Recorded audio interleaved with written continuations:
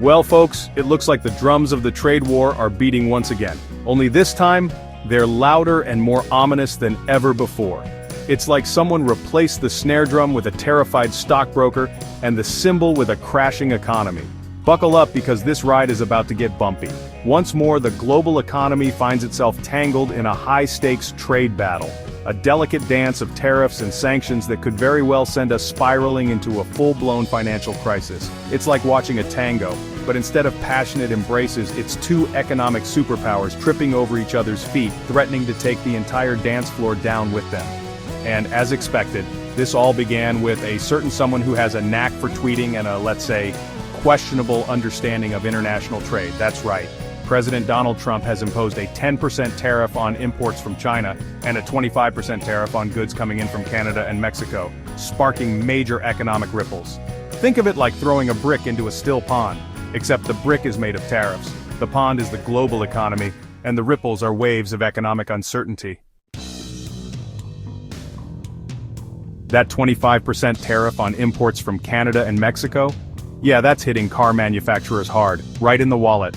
See, car parts don't just get built in one place and assembled in another. They crisscross borders more often than a family of four on a summer road trip. Many of these parts cross the US-Mexico border multiple times during production. It's like a very expensive game of hot potato, except instead of burning your hands, it's torching the already strained pockets of American consumers. And who do you think ends up paying for these extra costs? That's right, the average Joe or Jane trying to buy a new car. Prices are skyrocketing faster than a SpaceX rocket launch, turning that dream of a shiny new pickup truck into a distant fantasy. It's enough to make you want to dust off your old bicycle and invest in a good helmet. And if you think buying American-made will shield you from the price hike, think again. Even domestic manufacturers rely on imported parts, and they're increasing prices to keep up with rising costs. It's like a game of economic dominoes, one bad move, and the whole thing tumbles down. To make matters worse, rising costs could force manufacturers to make some tough decisions like outsourcing production to cheaper labor markets or automating more jobs. And let's be honest, no one wants to lose their job to a robot. Well, except maybe that one guy who really hates Mondays. But hey, maybe there's a silver lining in all this. Perhaps this is the wake-up call the American auto industry needs to innovate, streamline production, and finally get rid of those terrible cup holders. Seriously, who designed those things? Or maybe, just maybe, this is the start of a very long, very expensive ride toward economic uncertainty. Fasten your seatbelts, folks, because it's going to be a bumpy ride.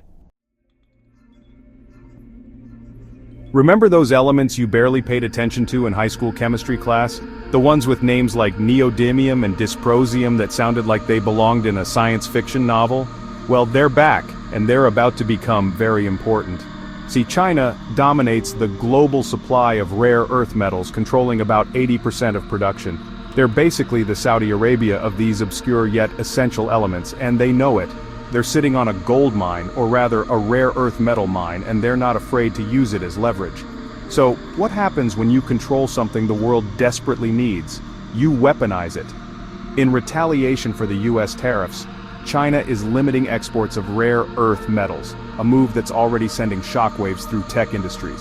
Smartphones need rare earth metals. Electric car batteries? Yep, those too. High-tech military equipment? You bet.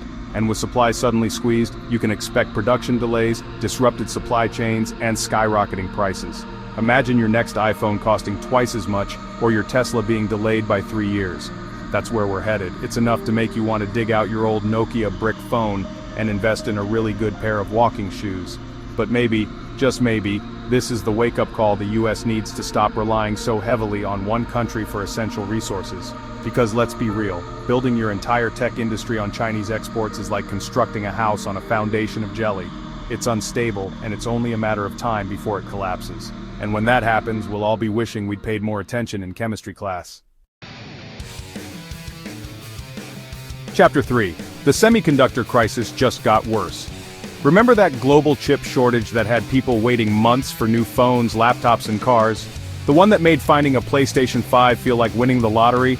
Well, brace yourselves, because this trade war is about to make that look like a minor inconvenience. The US has not only raised tariffs on Chinese semiconductors, but is also considering restricting exports of critical materials needed for chip production, It's basically a high-stakes poker game with the global tech industry, and the US just went all in with a pair of twos. What does this mean? Expect even longer wait times for your favorite gadgets. That new iPhone? Delayed. That gaming console? Harder to find than a PS5 in 2020. Prices? Soaring. It's enough to make you want to build a time machine, go back to 2019, and buy all the electronics you can carry.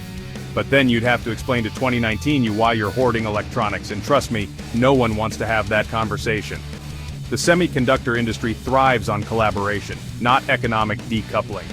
Trying to separate the US and China's tech industries is like ripping a coin in half. You don't end up with two functional pieces, you just destroy the whole thing. So, what's the solution? Well, it's complicated. But one thing's for sure, slapping tariffs on semiconductors is like trying to put out a fire with gasoline. It's not going to end well for anyone. Chapter 4. The Fragmentation of Global Trade. If this trade war has made anything crystal clear, it's that globalization as we knew it is fading fast. The interconnected, free-flowing trade of goods? Yeah, that's looking more and more like a relic of the past. Remember when you could order something online and it would arrive at your doorstep in 2 days? Those were the good old days. Countries are diversifying their supply chains, strengthening regional trade agreements, and looking for ways to reduce dependence on China. It's like realizing you put all your money into one risky stock and frantically trying to spread it out before the market crashes. But here's the problem. Building new factories, new trade routes, and new partnerships takes time and money. In the short term, this shift is likely to bring higher prices, supply disruptions, and even job losses in certain sectors. So, what's next? Will this trade war fuel economic growth through self-sufficiency?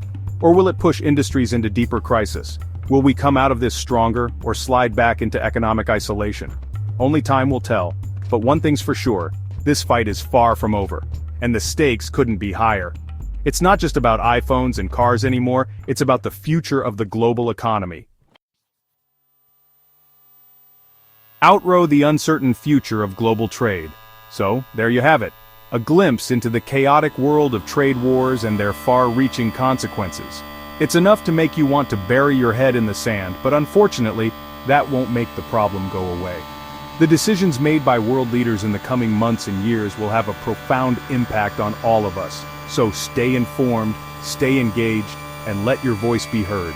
Because in the end, the future of the global economy depends on all of us. So what do you think? Let me know in the comments. Don't forget to subscribe, and I'll see you in the next one.